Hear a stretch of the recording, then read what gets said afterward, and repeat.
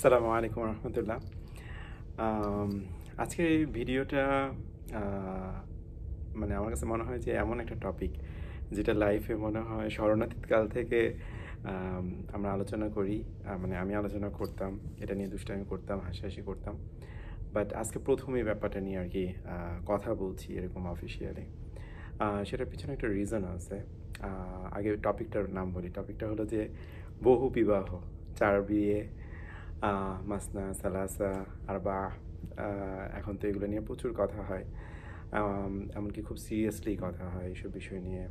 এমনকি কিছু আলেম আছেন যারা এই ব্যাপারটাকে প্রমোটও করছেন যে চার বিয়ে কেন করা জরুরি, বা একাধিক বিয়েকে কেন প্রমোট করা উচিত বা সামথিং। ব্যাপারটা খুবই সিরিয়াস পর্যায়ে গেছে বলেই আসলে কথা বলা। কারণ হলো আহ, কিছু বিষয় থাকে যেগুলো নিয়ে দুষ্টামি হয়। আমিও প্রচুর দুষ্টামি করি, আমার ওয়াইফও আমার উপরে মাঝে মাঝে এটা নিয়ে অনেক হ্যাপে যখন একাধিক বিয়ের কথা বলতাম বা দুষ্টামি করি এসব নিয়ে। কিন্তু একটা ব্যাপার যখন সিরিয়াস পর্যায়ে যায়, যখন দেখা যায় যে এটা নিয়ে সিরিয়াস আলোচনা হচ্ছে, হ্যাঁ, এবং দেখা যায় যে যখন এটা নিয়ে পক্ষে বিপক্ষে খুবই স্ট্রং কিছু কথাবার্তা হচ্ছে, তখন আসলে এই ব্যাপারটার একটা সম্পর্কে একটা ভালো আইডিয়া থাকা জরুরি। এই ব্যাপারটা সম্পর্কে একটা ভালো আইডিয়া, একটা ভালো কনসেপ্ট এই ব্যাপারটা সম্পর্কে থাকা তখন জরুরি হয়ে যায়। কেন বলছি? কারণ হলো যে আম, এই যে একাধিক বিয়ে নিয়ে আমি ছেলেদের মধ্যে, ছেলেদের মানে পুরুষদের মধ্যে আলোচনাটাকে আমি কখনোই অতটা সিরিয়াসলি নিইনি। কিন্তু আমি ইদানিং যেটা দেখছি সেটা হলো যে আলেমদের মধ্যে এটা নিয়ে আলোচনা হচ্ছে এবং কিছু আলেম এটাকে প্রমোটও করছেন। সেইখানে কিছু কথা বলা খুব জরুরি আমি মনে করি। কেন? কারণ হলো যে ইসলামে বহু বিবাহের ক্ষেত্রে কোরআনে যে আয়াতটা আছে সেখানে কিন্তু আল্লাহ তাআলা স্পষ্ট করে বলছেন যে তোমাদের জন্য একাধিক বিয়ে জায়েজ, কিন্তু তোমরা যদি মনে করো যে তোমরা সেখানে সমতা বিধান করতে পারবে না, তাহলে তোমরা একজনকে নিয়েই সংসার করো। আহ, এটাকে কেউ কেউ এইভাবে ইন্টারপ্রেট করেন যে আল্লাহ তাআলার অ্যাকচুয়াল আদেশ কিন্তু একাধিক বিয়ে করা, শুধুমাত্র তারা যারা সমতা বিধান করতে পারবে না তারা একটা করবে। মানে কনসেপ্ট অনেকটা উল্টা। উল্টা কেমন? মানে ভাবটা অনেকটা এরকম যে আল্লাহ কিন্তু বলে নাই যে একটাই বিয়ে করো। আল্লাহ অ্যাকচুয়ালি বলতে চাইছেন একাধিক বিয়ে করো, শুধুমাত্র যদি তুমি দেখো সমতা বিধান করতে পারছো না তখন একটা নিয়ে থাকো। এটা খুবই একটু মিসকনসেপশন এবং মিস ইনফরমেশনাল। কেন আমি বলছি? আপনি তার মানে কি, আপনি যদি কোরআনের আয়াতটাকে এইভাবে ইন্টারপ্রেট করেন, তার মানে কি দাঁড়ায় আপনি দুইটা তিনটা চারটা বিয়ে করবেন, এরপর যখন দেখবেন ও না আমি পারতেছি না সমতা বিধান করতে, ওকে দেন ফাইন, তাইলে যে একটা করি। ব্যাপারটা আসলে তা না। ব্যাপারটা আসলে কেমন, সমতা বিধান করতে পারবো না এই সন্দেহটা যদি থাকে তাইলে একের অধিক বিয়েতে না যেতে। এখন প্রশ্ন আসে যে আমি যে সমতা বিধান করতে পারবো না এটা আমি কিভাবে জানি? এটা জানাটা কঠিন কিছু না। এটা জানার জন্য আপনাকে আরেকটা বিয়ে করে টেস্ট করা লাগবে না। এটা জানার জন্য আপনাকে যেটা খাটাইতে হবে সেটা হলো আপনার কমন সেন্স। কেন কমন সেন্স বলছি? ফার্স্ট অফ অল আপনাকে দেখতে হবে যে আম, বর্তমান প্রেক্ষাপটে, বর্তমান সমাজে বাংলাদেশে সেকেন্ড বিয়ে যদি কেউ করে, সেটা ফার্স্ট ওয়াইফরা কিভাবে দেখবে? সেটা কি ফার্স্ট ওয়াইফরা মেনে নেবে কি না? ফার্স্ট ওয়াইফরা এই ব্যাপারটাকে কীভাবে দেখবে? আপনি যদি দেখেন বাংলাদেশের, আমি বলবো আই থিঙ্ক বাংলাদেশে 100% মেয়েই কখনোই চায় না যে তার হাজব্যান্ড সেকেন্ড বিয়ে করুক। আমি এবং এটা নট অনলি সেকুলার পড়াশোনা যারা করছে, আধুনিক পড়াশোনা যারা করছে এইসব আপুরা না, আমি একদম কমই মাদ্রাসায় যারা পড়াশোনা করছে এই ধরনেরও কিছু বোনের কাছ থেকে আমি শুনছি ইনডিরেক্টলি, কেউ চায় না কখনো যে তার হাজব্যান্ড সেকেন্ড বিয়ে করুক। কেউ না। এখন আই মিন হয়তো কোনো এক কর্নারে, কোনো এক জেলায়, কোনো এক গ্রাম শহরে কোনো একটা বোন হইতে পারে যে কোনো একটা রিজনে তার কিছু যায় আসে না তার হাজব্যান্ড যদি আরেকটা বিয়ে করে, এটা কমপ্লিটলি একটা এক্সেপশনাল কেস। কিন্তু আপনি যদি ওভারঅল প্রেক্ষাপট দেখেন, আমি বলবো 100% মেয়ে বাংলাদেশে তারা চায় না যে তাদের হাজব্যান্ড আরেকটা বিয়ে করুক। এখন যেখানে 100% মেয়ে চাচ্ছে না সেখানে যদি আপনি আরেকটা বিয়ে করেন, স্বাভাবিকভাবে কী হবে? সেখানে ক্ল্যাশ হবে আপনার ওয়াইফের সাথে, আপনার প্রথম ওয়াইফের সাথে আপনার একটা ক্ল্যাশ হবে।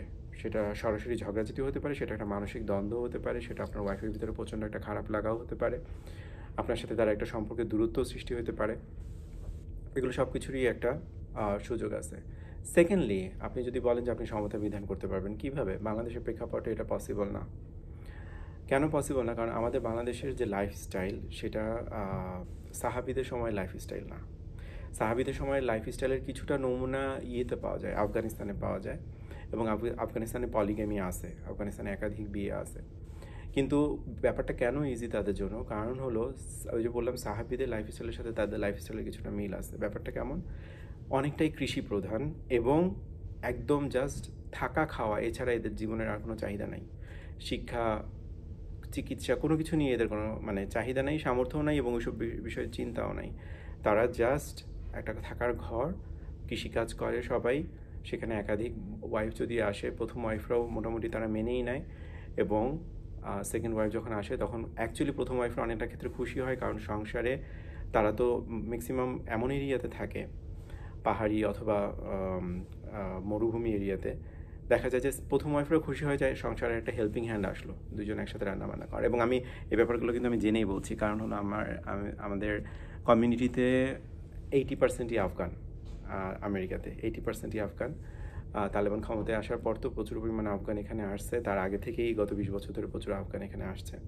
সো আফগানদের এই কালচারগুলো আমি একদম খুব কাছ থেকে দেখার সুযোগ হচ্ছে এবং তাদের কাছ থেকে শুনেই বলছি। কিন্তু এই প্রেক্ষাপট তো বাংলাদেশে না, বাংলাদেশে কিন্তু এই ধরনের প্রেক্ষাপট না। বাংলাদেশে এই ধরনের কৃষিকাজও, এই লেভেলের কৃষিকাজও কেউ করে না, যে প্রথম ওয়াইফ খুশি হবে যে সেকেন্ড ওয়াইফ ঘরে আসতেছে, যে একটা হেল্পিং হ্যান্ড আসতেছে, এরকমও না।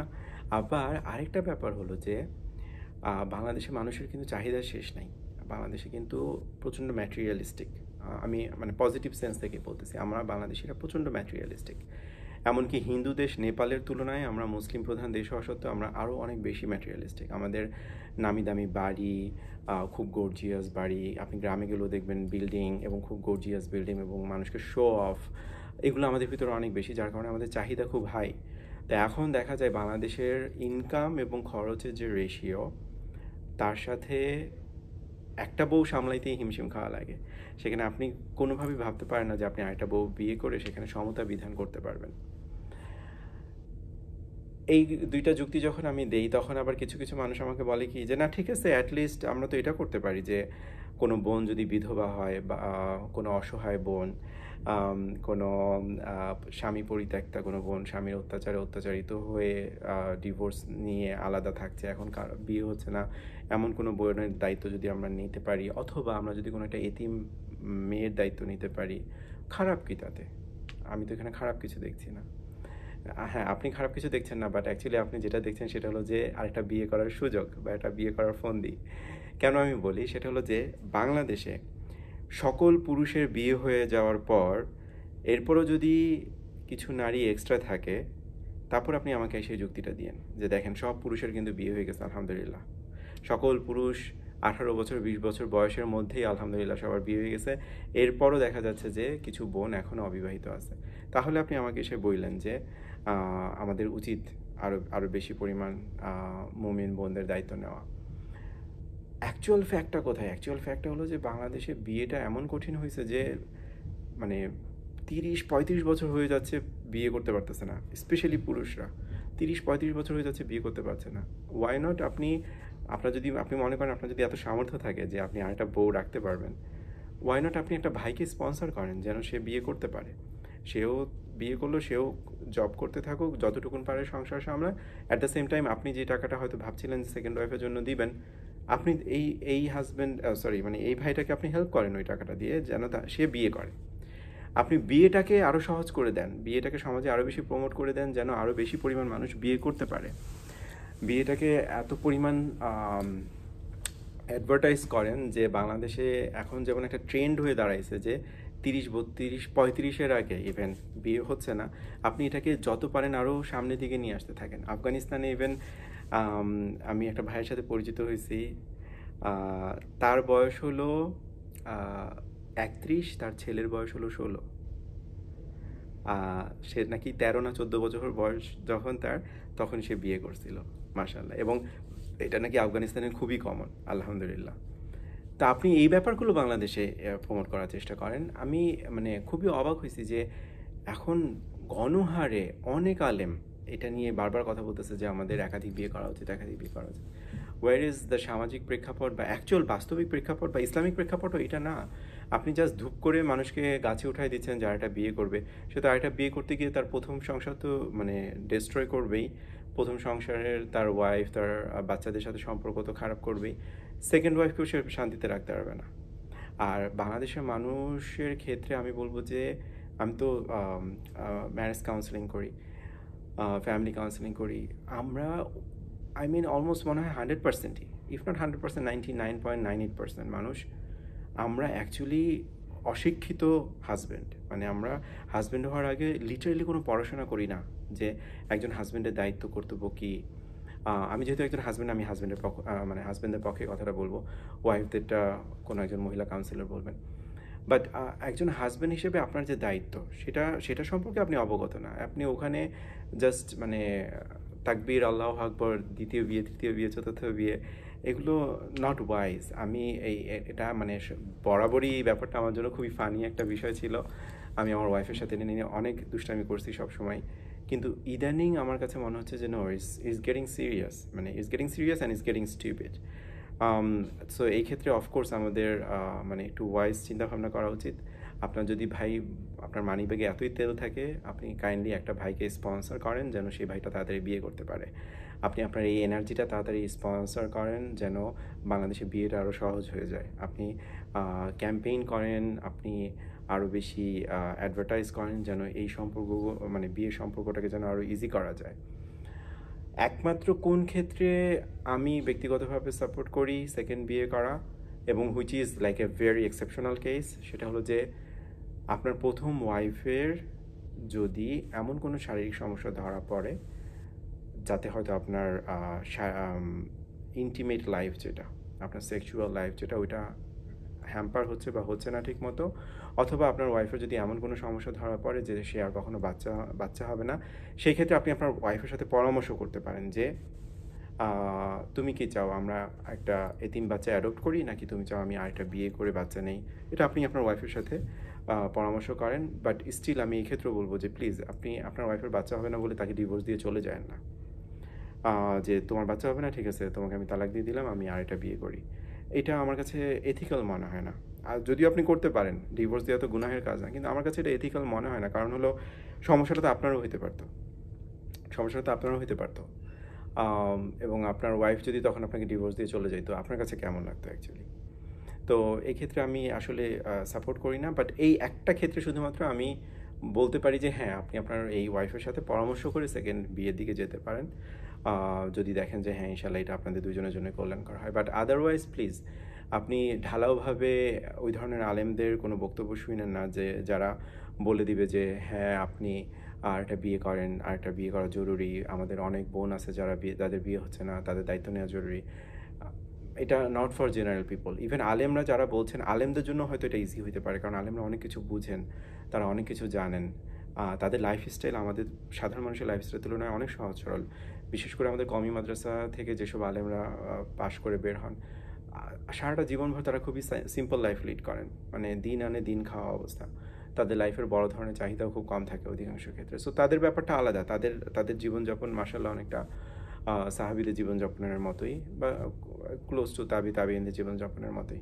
কিন্তু সাধারণ মানুষের জীবনযাপন কিন্তু এরকম না, সাধারণ মানুষের মেন্টালিটিও এরকম না। সো জাস্ট কিছু ফাপড় মেরে এদেরকে আসমানে উঠায় দেওয়াটা এটা মানে বুদ্ধিমানের কাজ না। এবং আমি যখন থেকে আমি দেখছি অ্যাকচুয়ালি ফেসবুকে এই ব্যাপারটা গেটিং সিরিয়াস, আমি এই ব্যাপারটা নিয়ে দুষ্টামি করাও ছেড়ে দিছি। লাইক আমার ওয়াইফের সাথে মনে হয় মান্থস চলে গেছে, তার সাথে আমি এখন এইসব বিষয় নিয়ে দুষ্টামি করি না, কারণ আমি দেখতেছি যে এই ব্যাপারটা আর দুষ্টামি পর্যায়ে নাই। এটা মানুষ এমনভাবে নিয়ে যাচ্ছে অ্যাজ ইফ লাইক রসুলের সুন্নতকে, একটা সুন্নতকে জিন্দা করতে হবে। আপনি যদি রসুলের সুন্নতকে একটা জিন্দা করতে চান, আপনি মেসওয়াক করেন, কারণ বাংলাদেশে মেসওয়াকের প্রচলন খুব কম। তো ওইটা করেন, একটা সুন্নত জিন্দা হবে। আপনার খামাখা কোনো প্রয়োজন নাই এই 4 বিয়ে করে রসুলের সুন্নতকে জিন্দা করার। তো যাই হোক, আমি আশা করি যে এই আলোচনাটা থেকে আপনি একটা ওভারভিউ পাইছেন, এবং খামাখা এই ব্যাপারগুলো নিয়ে বাড়াবাড়ি করার কোনো মানে নাই। আপনি পারলে কোনো একটা ভাইকে হেল্প করেন যেন সে বিয়ে করতে পারে। ওয়া আখিরু দাওয়ানা আলহামদুলিল্লাহি রাব্বিল আলামিন। আসসালামু আলাইকুম ওয়া রাহমাতুল্লাহ।